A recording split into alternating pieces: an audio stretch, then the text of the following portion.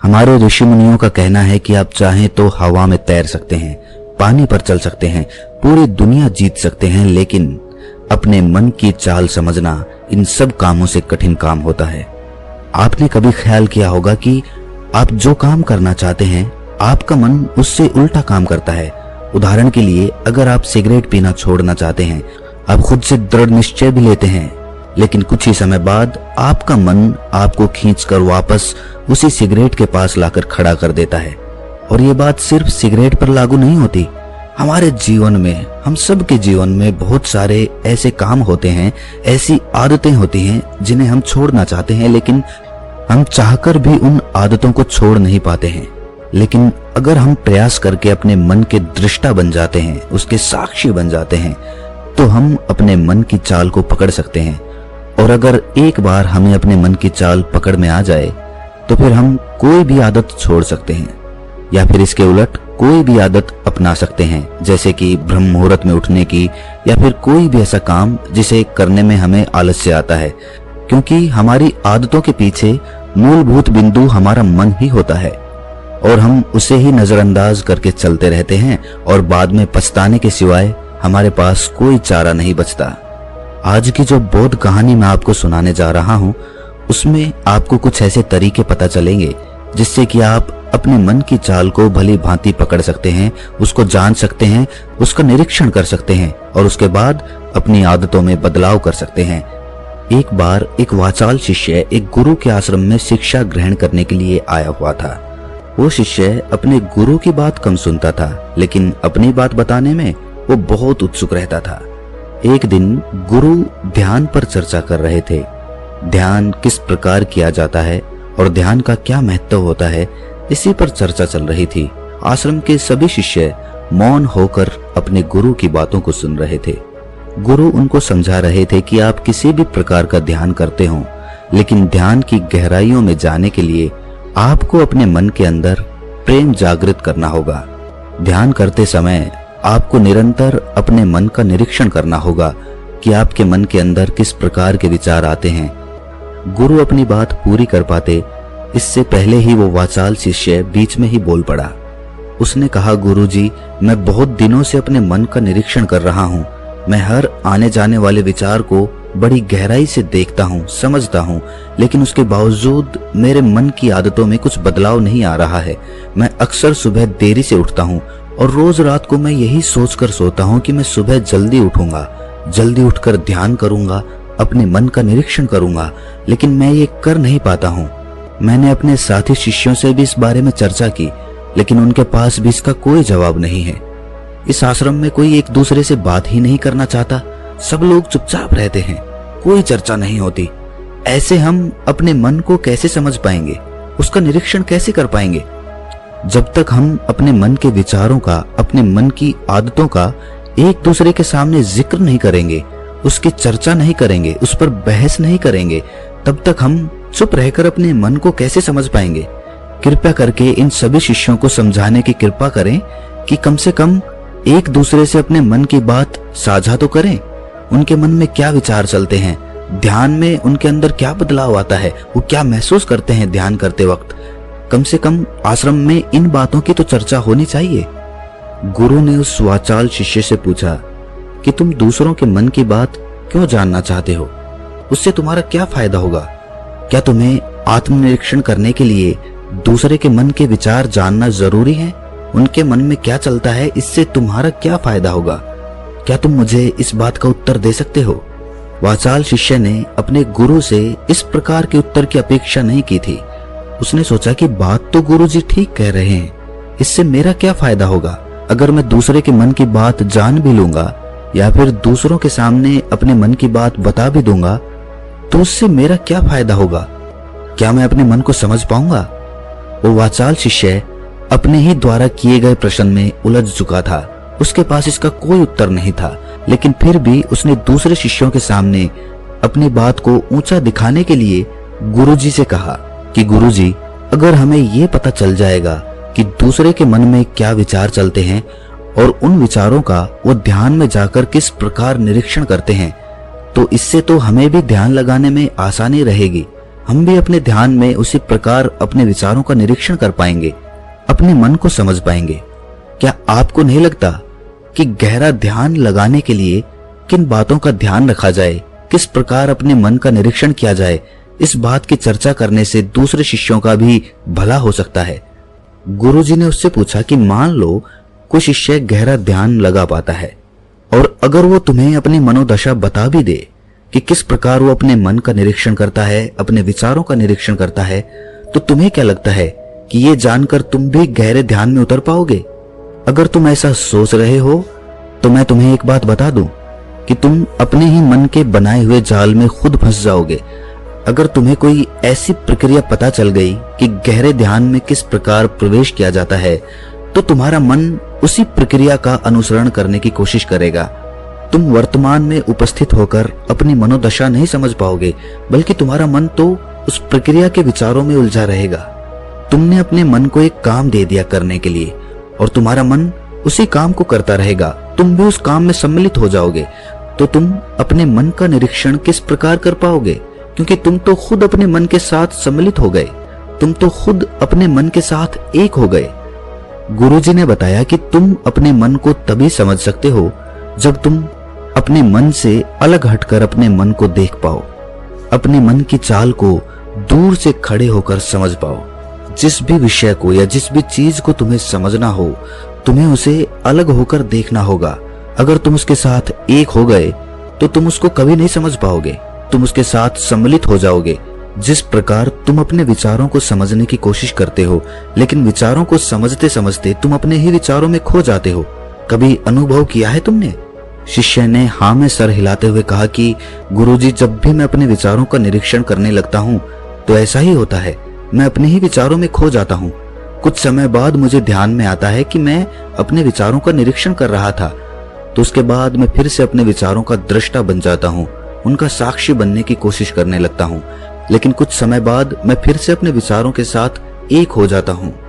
गुरुजी ने सभी शिष्यों को समझाते हुए कहा कि जिस प्रकार एक गुस्से से भरा हुआ आदमी कभी भी अपने गुस्से का निरीक्षण नहीं कर पाता, क्योंकि वो खुद अपने गुस्से के साथ एक हो जाता है, वो अपने गुस्से को ही अपना अस्तित्व मान लेता है और इसीलिए वो ये कभी नहीं देख पाता कि ये गुस्सा उसके मन को किस प्रकार प्रभावित कर रहा है, किस प्रकार ये गुस्सा उसके मन को दुखी कर जाएगा। वो कभी नहीं देख पाएगा, क्योंकि उसके पास वो कला नहीं है कि वो अपने गुस्से को अपने से अलग करके देख पाए। इसी चीज के लिए सारे अभ्यास बने हुए हैं, ताकि तुम सिर्फ एक दृष्टा, एक साक्षी बनकर सभी चीजों को उसके परिपूर्ण, उसके असली स्वरूप में देख पाओ। और जब तुम सभी चीजों का, सभी विचारों का असली स्वरूप देख लेते हो, तब तुम्हें उसकी अनित्यता पता चलती है। तब तुम्हें पता चलता है कि ये सब आने जाने वाली चीजें हैं, लेकिन चेतना, कॉन्शियसनेस, वो हमेशा इंसान के साथ रहती है। वो दृष्टा, वो साक्षी जो उसको देख रहा है, वो हमेशा जीवित रहता है, वो कभी नहीं मरता, वो नित्य है। और वही चेतना होती है। चेतना किसी भी चीज से कभी भी बंधी हुई नहीं होती। चेतना तुम्हारा होश है। दूसरी चीजों को उनके स्वरूप में देख पाने की कला तुम्हें तुम्हारी चेतना से ही मिलती है। जितनी प्रगाढ़ तुम्हारी चेतना होगी, उतने ही अच्छे तरीके से तुम चीजों से अलग हटकर उनको देख पाने में सक्षम हो पाओगे। इसलिए अपनी चेतना को ऊपर उठाने का काम करो, ताकि तुम अपनी चेतना से किसी भी चीज का असली स्वरूप देखने में सक्षम हो पाओ। शिष्य ने पूछा कि गुरुदेव, आपकी बातें कुछ कुछ तो समझ में आ रही हैं, लेकिन एक बात समझ में नहीं आई कि अपनी चेतना को ऊपर उठाने के लिए, अपने आप को ज्यादा होश में रखने के लिए हमें क्या करना होगा। इस पर चर्चा करते हुए गुरु ने बताया कि तुम मौन होकर, चुप होकर सिर्फ अपने विचारों को, अपने मन की प्रक्रियाओं को, अपने अनुभवों को देखना शुरू करो। तुम्हारे अनुभव आते हैं, तुम्हारे अनुभव चले जाते हैं, वो अनित्य है, वो हमेशा हमारे साथ नहीं रहने वाले।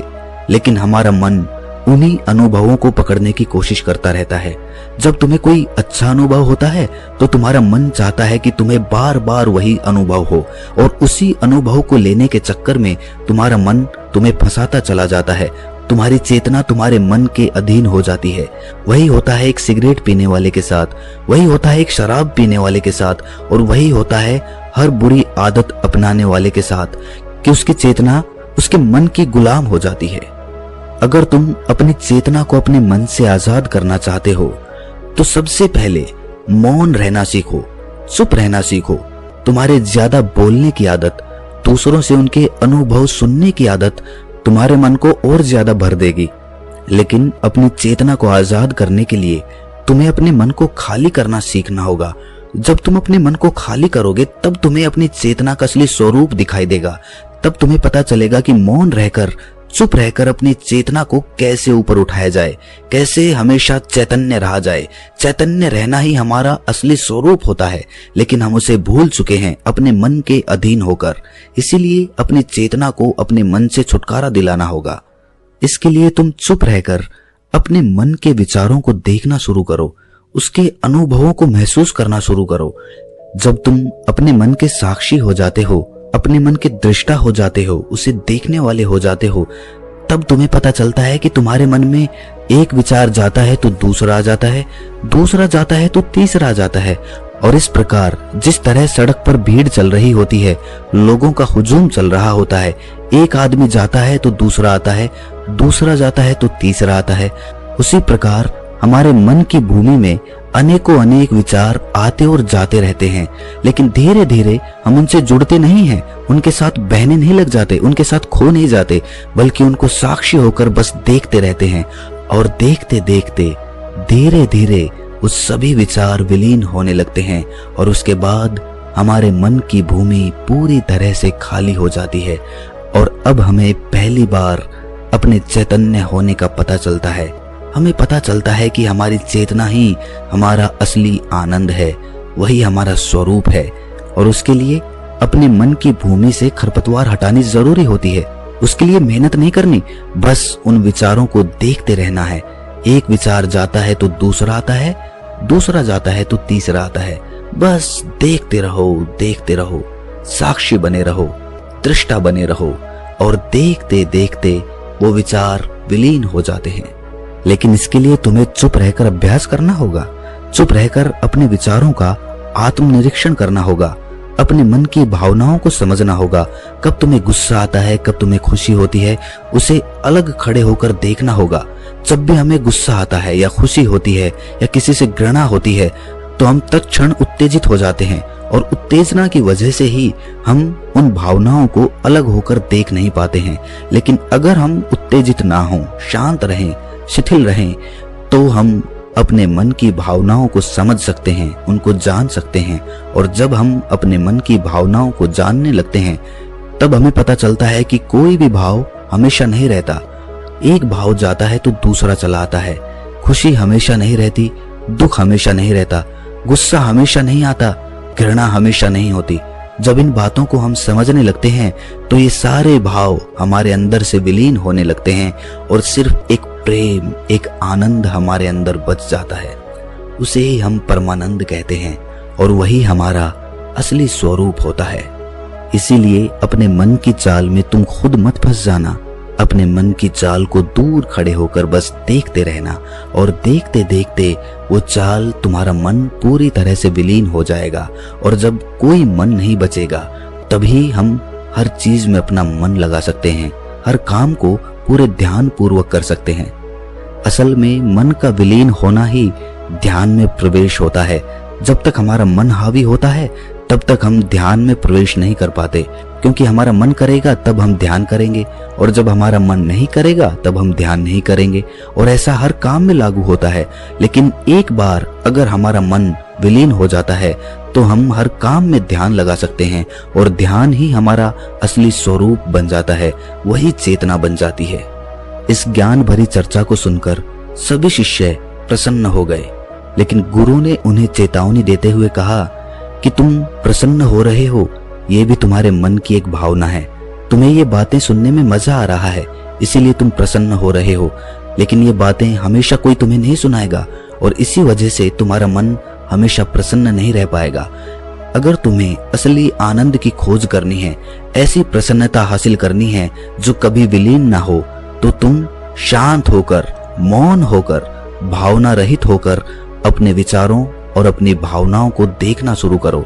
उसके बाद तुम्हें खुद ही महसूस होगा कि चेतना जो होती है वो शाश्वत होती है, वो कभी नहीं मरती और बाकी सभी चीजें अनित्य हैं, वो खत्म हो जाएंगी, वो मर जाएंगी, वो पीछे छूट जाएंगी। कोई भी चीज इस संसार में शाश्वत नहीं होती सिवाय हमारी चेतना के। जब हमारे प्राण छूटते हैं तो हमारे शरीर से सबसे पहले हमारी चेतना ही निकलती है, इसीलिए चेतना कभी नहीं मरती। गुरु ने सभी को निर्देश देते हुए कहा कि आज हम मौन रहकर अपने मन के विचारों और उसकी भावनाओं पर ध्यान लगाएंगे, उसके साथ सम्मिलित नहीं होंगे, बस उसे दूर से खड़े होकर देखते रहेंगे। थोड़ा कठिन है, लेकिन अभ्यास करने से तुम इसमें पारंगत हो जाओगे। और इसके बाद गुरु ने सभी को ध्यान लगाने का संकेत किया। तो दोस्तों, कैसी लगी ये कहानी आपको कमेंट सेक्शन में जरूर बताना, और अच्छी लगी हो तो इस चैनल को सब्सक्राइब करके नोटिफिकेशन बेल को जरूर प्रेस कर देना। तो मिलते हैं किसी अगली कहानी में, तब तक के लिए अपना ख्याल